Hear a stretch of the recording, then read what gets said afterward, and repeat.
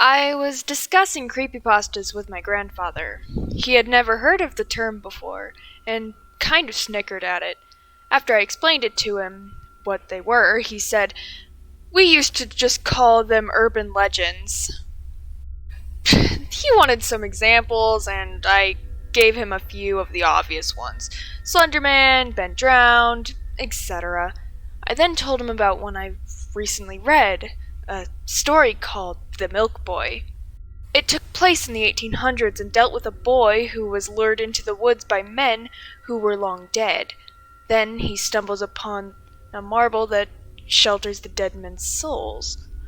After the boy loses the marble, he becomes obsessed with finding it, eventually murdering everyone in his town. But the marble was gone. The boy failed to recover it, and it's alluded to that he will keep killing until he finds it. I was surprised by my grandfather's reaction after I told him that. He clammed up and became really awkward. I asked him if he was okay, and if he only nodded. He then seemed to get weak and lost his balance. I assumed it was just the vertigo he suffered from. My grandmother took him home after that to rest. A week later, my parents and I dropped off some groceries to my grandparents' house. I was a little anxious to see my grandfather since I hadn't spoken to him since the day he had his spell. We went inside and he was in his recliner watching an old black and white western movie. He seemed fine now. He smiled and gave me a hug when I went over to him. My mom and grandmother were in the kitchen, talking and putting away the groceries. That left just me and my dad and my grandfather in the living room. The western movie was still on, and none of us were saying anything. I fiddled with my phone, my dad was zoned out, and my grandfather was glued to his movie. Eventually, my grandfather finally spoke up and talked about how his car's check engine light has been on. I thought it was a little odd that was the first thing he started talking about, and out of nowhere, really. But he knew my dad worked on cars. My dad seemed to jump up at the chance to escape the awkward silence, and he went to the garage to take a look at the old car. My grandfather immediately muted the television after that. He looked over at me as I sat on the couch. He swallowed hard and said, "They were devils." I became extremely anxious right away. I didn't know what he was talking about, and everything now seemed a little creepy. I questioned him, and he repeated the same 3 words. "They were devils." "Who?" I asked.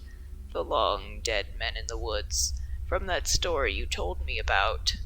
I knew then that he was referring to the Milk Boy, the story I had told him about just before he had his vertigo spell a week earlier. It turns out my grandfather had been told a similar story by his father. As he began to tell me the story, for some reason my instinct was to hit record on the voice memo feature of my phone. Here's what I was able to transcribe from the recording. "When I was little, we lived in New England. It's such a beautiful place, so what I saw and heard seemed very out of place. It was a summer night, a day or 2 before my 10th birthday. I couldn't sleep. The sun hadn't gone down yet, and I still had energy built up from the day. So I went to my window and opened it up. I sat there for almost 45 minutes and watched the sun dip down behind the mountains. When the dark came, I still wasn't tired, so I continued to just sit there. I saw raccoons scamper out from the woods and sniff around the trash cans by the garage.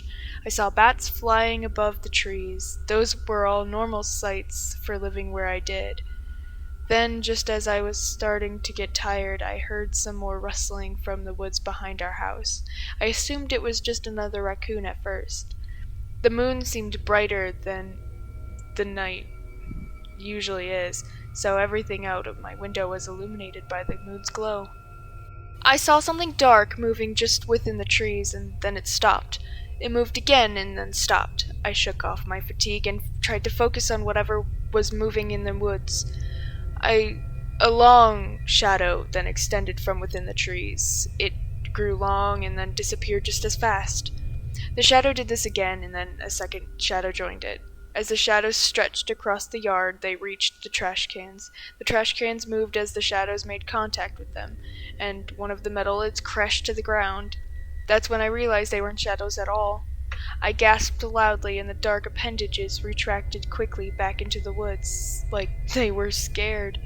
As soon as they were out of sight, a horrible, dry howl emerged from the darkness. It shattered my nerves, and I fell backwards. I rushed to my bed and tossed the covers over my head. I could still hear the growl, but it had faded, like whatever it was now retreating in the opposite direction. I felt dizzy after that, never having experienced such a bizarre moment. I passed out and didn't wake up until the morning. When I woke up, the first thing I did was go to my window. It was still open, and now a musty smell had come in through it overnight. It was foggy outside, so I blamed the fog up for the odd scent. The trash cans were still there, and one of the lids was still on the ground. At breakfast, I told my father what I had seen. He didn't say a lot at first, other than I shouldn't have been awake and out of bed at that time. But a little later in the day, after the fog had burned away, I was outside with him, helping him carry firewood to the side of the house. He picked up the metal lid and put it back on the trash can. He looked out into the vast sea of wilderness that surrounded our little house and told me to come closer. When I did, he pointed to the woods. "Is that where you saw it?" he asked. "Yes," I said. He then told me a bizarre story that both scared me and scarred me. About 100 years earlier, there was a family who lived in our house. There was a sickness that was going around, a virus that made the father ill. He died within days of contracting it. That only left the mother to care for her 2 children, a boy and a girl. The mother went to work every day, sometimes not coming home for up to 8 or 9 hours. That left the boy to care for his little sister. At 10 years old, he was the eldest of the 2 children. He would fix meals for his sister, play with her, teach her things. And one afternoon, for lunch, the boy had poured his sister a glass of milk. The milk had gone bad, but he didn't know it. The girl drank it and screamed at the foulness of it. She fell ill immediately, violently throwing up and breaking out into a high fever. The boy panicked and said he would go get help. The closest neighbor was roughly a mile away. But the boy knew that if he cut through the woods, he could save himself about a quarter of a mile. He got his sister comfortable in her bed with a wet rag on her head, and he took off into the woods. He ran and ran, but the woods seemed different to him. They seemed contorted, or even backwards. The boy stopped when he realized he was lost. That's when he heard a voice. It was a deep voice, almost inhuman. He looked around but didn't see anyone. He called out, and then he heard the voice again. It was saying, "He'll be the 6th." The boy turned around again, and this time what he saw made his blood run cold. There was a small group of trees that stood in front of him, each with a human remains tied to them. The boy gagged as the overwhelming stench of decay overpowered his senses. The boy heard the voice again. This time it asked who he was. "Doyle," the boy responded, still unsure of where the voice was coming from. The voice spoke again in a different language. Doyle didn't understand the words he was hearing, but started to hallucinate and see things in front of him.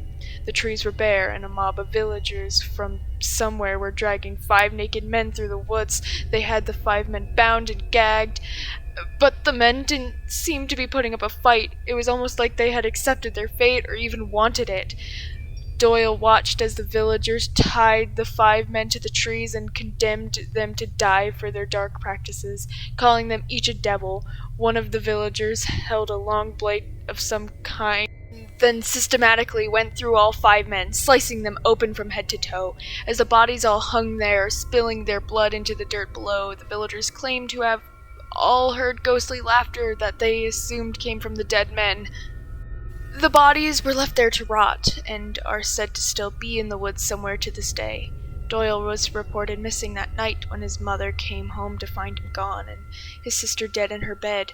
The official story of what happened to Doyle is unclear, but it's heavily assumed that the 5 devils had changed him into a 6th, one more ghastly and repellent than they were. One which unnaturally crawls through the woods, discharging a grim howl and committing vile acts ordered by the 5 devils. I turned the voice recorder off after that. As my grandfather told me the story, I could see the similarities between it and the milk boy. Both stories took place in the New England area, dealt with similar themes, as well as included a boy named Doyle. My grandfather remains convinced to this day that the shadowy appendages of what he saw coming from the woods that summer night was a more ghastly iteration of Doyle. He said what he saw was real, and combined with the story his father told him, there was no other explanation for what he witnessed. I can't imagine something like that even being real, but now there seems to be multiple versions of the same story.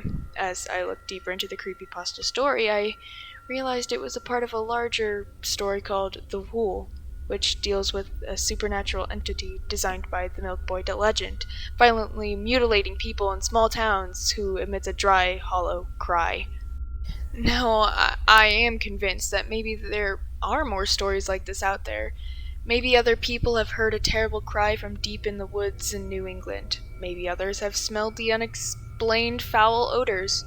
Whether or not the story is real, my grandfather has never lied to me. I believe him. The fear he feels to this day is undeniably real.